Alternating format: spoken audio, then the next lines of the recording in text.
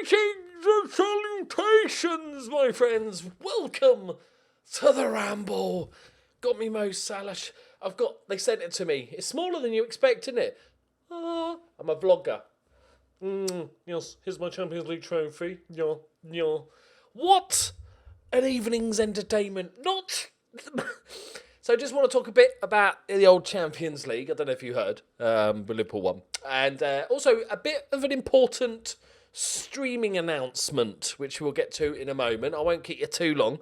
I know I ramble, and it's called The Ramble, but I'll try and keep it relatively short. So, Champions League, I did do a live stream watch along. Many of you there. We had a few hundred people there, and it was lots of fun, which was good because the game itself wasn't the most entertaining. But it was a weird one because it's like last year's Champions League was just crazy. It was so unexpected, and playing Real Madrid, and they're quite good. So there was more hope. This one, I felt like, we're a better team than Tottenham. We are just factually a better. You could argue all you like, but we finished 20 odd points ahead of them in the league, and if we both play our best, we beat them. And so we are favourites for it. And I was like, I don't like being favourites. I kind of like being the underdog. You got nothing to lose. And I've got to say hats off to Tottenham. They were brilliant. Like the whole Champions League campaign. They started off terribly and they managed to get somehow to the final. So hats off to Tottenham and Pochettino with not buying any players in the last couple of windows and stuff. I thought they were brilliant. But Liverpool did what was needed. Much like most finals of any big event, they're usually not the most entertaining games. I thought Liverpool played a little bit too on the back foot. We are very good counter-attacking. We don't mind giving away possession, or not giving away the ball, but having less possession because we're so very good at counter-attacking. But our counter-attacking, it was just a bit too sort of long ball and a bit too sort of rushed. But on the flip side, Tottenham just had zero end product.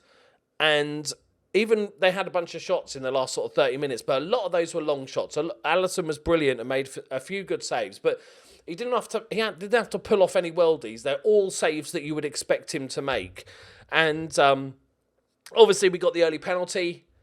Mo Salah, not the greatest penalty, he did what you'd do if you were really nervous and you just hit it as hard as you could and hope it goes in. And it's kind of what Mo Salah did. I appreciate that. It's like one of us. For me, it was a penalty. I don't know what Sissoko's doing, dabbing. I watched Glenn Hoddle complain about it and say it was never a penalty in a million years because he wasn't trying... This is his argument on BT Sport, right? Because he wasn't intentionally handling the ball, it wasn't a penalty. But then also said... If it had just hit straight onto his arm, it's a penalty. But because it went off his sort of armpit area onto his arm, it's not a penalty. But he's saying it's not a penalty because it's not intentional. Isn't it? Unnatural position is what they call it. It's why defenders nowadays keep your arms behind your back, keep yourself small. You don't fucking dance to Night Fever whilst defending. It's not a good sign. So for me, it was a penalty. Mo Salah scored it. And maybe that sort of killed the game off a little bit. Liverpool were kind of like, okay, cool. We can just wait, really. We don't have to go nuts and try and get that. Because I think Liverpool were going to go out and try and score an early goal. And, a couple of little bits. Divock Origi. Is he the best player in the world ever? Is he nailed on now for the Ballon d'Or next year? I think he is. What a legend. Just pops up. He's not even that good. Just pops up with such good goals. But yeah, so you could argue either way. However you look at stats, you could argue either way. You could say, well, they had lots more possession, so Tottenham deserved to win. Or you could say Liverpool created a couple of really good chances, therefore they deserve to win. I'm not going to argue that. It wasn't the most exciting game. Liverpool came out on top. And it was amazing. And we got our 6th Champions League trophy, which was brilliant. A couple of little points. Liverpool's team pretty much picked itself. The only question mark was Bobby Firmino being fit, but he had been in training for a number of days anyway. And obviously, big div on the bench if needed and stuff. I and I'm not just saying that this in hindsight, because I actually tweeted when I found out that Harry Kane was starting, and I said, oh, Harry Kane's starting, I think that's good for us. Because he's not played a game for like 53 days or something quite nutty. He's been out injured, and I know he's very, very good. But even if you're back in training and stuff, it's not the same as playing a game. Your sharpness is going to, as all Football Manager fans know, your sharpness isn't up there ready. And Lucas Moura, like, I totally get playing Harry Kane from the start if your next striker is a bit shit. Right? But Lucas Moura, who would have played in his place, scored a hat-trick in the semi-final of the Champions League. So he would have been raring to go. He would have been so up for it. He would have been raring to go. And so I personally would have played, obviously I don't know the ins and outs, but I'm just on my personal view, play Lucas Moura, the informed striker that's had a fantastic game, and then when the game's getting a bit stretched, whether you're 1-0 up or 1-0 down or whatever, 60th minute, 65th minute, Liverpool are getting a bit tired, you then bring on the very dangerous Harry Kane. And you basically tell Harry Kane, you've got 30 minutes, go for it. Go for it. The problem with starting him is that in his head, the whole time, guaranteed, is going to be, I've got to preserve my energy levels. I can't just go for it and try and score. I've got to make sure I can try and last 90 minutes or even 120 minutes. And that's going to affect your game. Whenever you have an injury, you when it's untested, when you're back from injury, you never go full beans. That's why that's match sharpness. You play a few games to get confidence back in your body. I know, you can see, clearly I'm an athlete, so I know these things. I'm not sure about the Harry Winks thing because I don't know how long he was out injured, but for me, it was have Harry Kane when you need a goal and he's only got 20 minutes to play, and he can then just charge about knowing that he's only going to be playing for 20 minutes, 50 maximum, as opposed to an hour and a half. So, but like I said, it was not the most exciting game, but we did what was needed. Big Div, cult hero. Give him a statue. Rename Anfield. I don't care. Everybody just loves the guy. Bless him. Lifetime contract, I think. Make him the manager. If you whatever he wants, just give Big Div the, I don't know, keys to the city, the keys to the country. Give him Buckingham Palace. I don't care. Whatever. Just ask him what he wants. 3 wishes, and just say, there you go. You can have those things. Do you want a castle? Bosh, done. You want Manchester to be demolished? Job done. You know, that sort of thing. So, yeah, very, very happy. Very, very happy man. It was nice for Mo Salah to get a goal. It was great for Henderson because he takes a lot of shit, Henderson. I think even from Liverpool fans, it's only in the last maybe year, I think, that a lot of Liverpool fans have got on board and realises what he does. It's like the easy option to say, it's like when with Bobby Firmino, well, he's a striker and he doesn't score that many goals, so he's shit. But if you actually watch Liverpool day in, day out, you realise just how massively important he is to everything else that goes on. And Henderson's the same. And especially in the last 5-6 games where he's been playing more forward, he's not been the whole, because we've got fabulous Fabinho as our holding player. He can roam forward a bit more and is actually better for that. And just for Klopp, for people thinking he bottles big finals, the bit I don't get about that, it's the same with Pochettino and stuff. Managers that have never won a thing. I don't understand how it can be the manager's fault. Like, I understand if you make a terrible substitute in the final or, you know, you do something silly or set up differently and you don't win. But if Klopp picked his best team for every Champions League game and they win every Champions League game all the way to the final, he then picks his best team again in the same formation and everything, and Liverpool don't win. That's not Klopp being a loser. That might be the players bottling it or whatever, but that's nothing to do with the manager. Like that's. It seems weird that you'd get labelled with that, but I'm glad that's put to bed. Right, enough about the old footballs. Let me talk to you about streaming. I have an interesting relationship with streaming. I really enjoy it at the time. When I'm streaming, just hanging out with you guys is the best bit of it.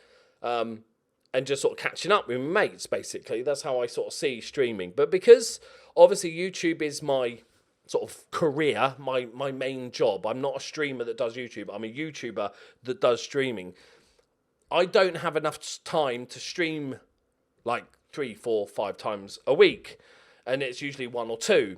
And the problem with that is when you're playing Football Manager, I pretty much guarantee that let me know in the comments, everybody that watches or plays Football Manager and watches my channel, you probably have, and let me know if this is true, 1 save on the go.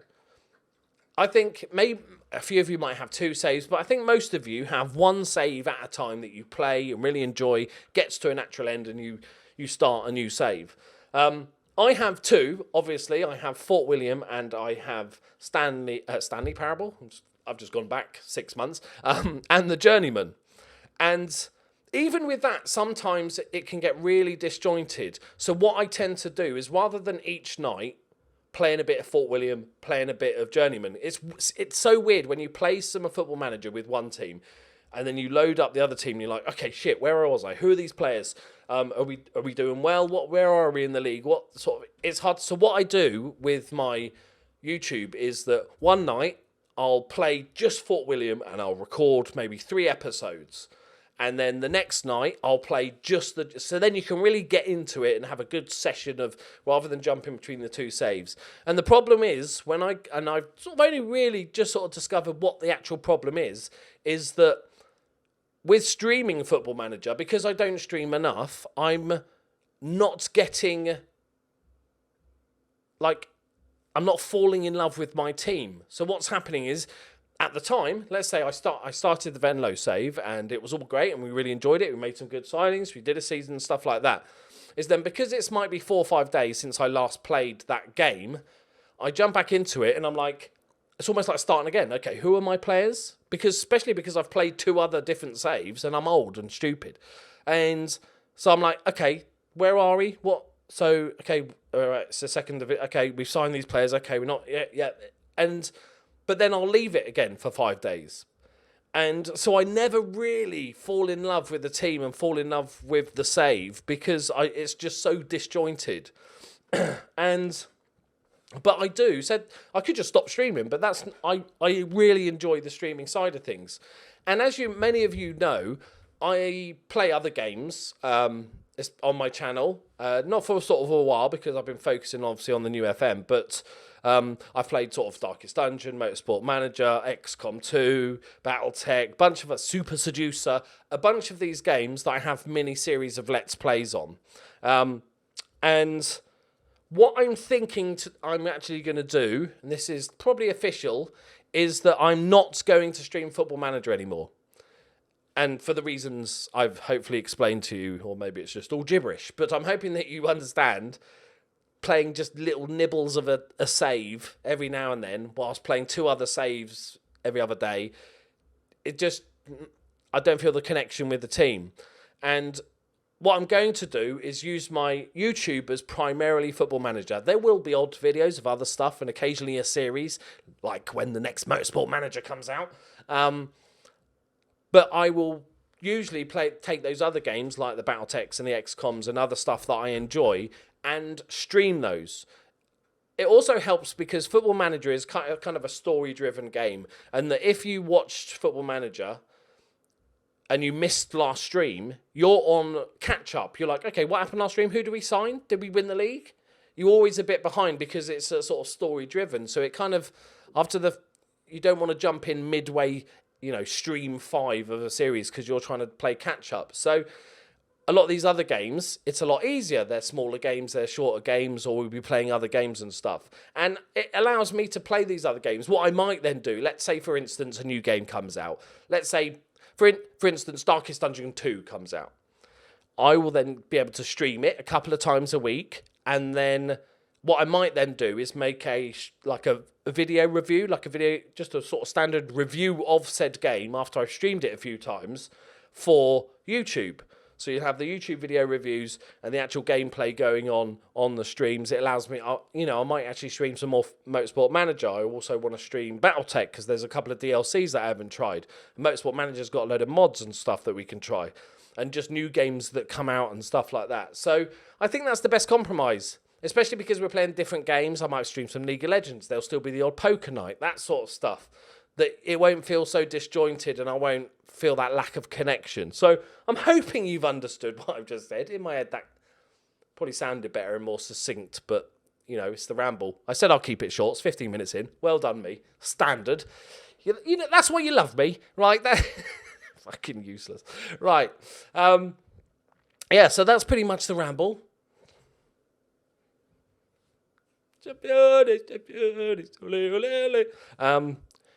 Yeah, and also, we are getting closer to 50,000 subscribers. It's fucking nuts, isn't it? Fucking nuts. It's like Anfield. Just feel like, imagine me sitting on the centre circle of Anfield on a laptop playing Football Manager and the stadium being full and people watching that.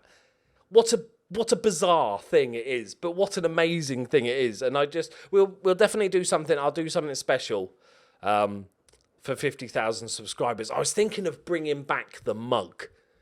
It became a bit of a famous mug, and there was only 100 ever made. Even Jared Bowen's got one. And I've only got one left because we had two and I broke one. So we're down to our last one. So I might make a special edition, limited edition mug. Because, you know, I love a cup of tea, as you guys know. So it suits it, I think. That's only on sale for a short time or something like that. We might do something fun. But if you've got any ideas for something limited or something we do for the 50,000 subscribers, let me know in the chat. And I just want to say again, a massive thank you to everybody that supports what I do on YouTube. Just to get, you know, this is my full-time job, but just to give you an idea, because I've always tried to be open and honest with the money side of things, because I don't want people to ever think that I'm trying to take advantage or, you know, I'm a millionaire or something like that. That my Patreon is basically the only thing that keeps this possible. I'd say the Patreon and the Twitch subs and donations are the only things that keep this possible. To give you an example, I got 800,000 views in the last 30 days on my YouTube channel, and I made, it's not a small amount of money, I'm not saying it's a pittance, but considering it's my full-time job, I made, I think it was about £600 in ad revenue, which is brilliant, but as a full-time job, it's not ideal. And it basically, what you guys allow me to do with Patreon and Twitch and stuff is to actually make enough money to not only pay the mortgage and the bills and feed the animals and stuff, but save towards the house that we're planning for. So I just want to say thank you. Even if you are one of the people that watch the ads, it all adds up. And I just want to say a massive thank you. It's amazing. I know I say this a lot, but I will never stop saying it because it's so important to me. Thank you so much for everything you do for me. I will never take it for granted. I promise you, I will never purposely let you down. I might let you down through like shit content and stuff, but I'll try my best. Yeah, thank you so much, guys. We are champions of Europe. I could have just said, let me sum up this entire video. Hey, Liverpool won the Champions League. By the way, I'm not streaming Football Manager anymore. I'm streaming other games. And thank you for all the support. There you go. I've just summed up a 18-minute video in 6 seconds. All right. Thank you very much for watching, guys. As always, you clicked on a video called The Ramble. You know that this is what it's like. Thank you very much for watching. I'll see you next time. Bye-bye.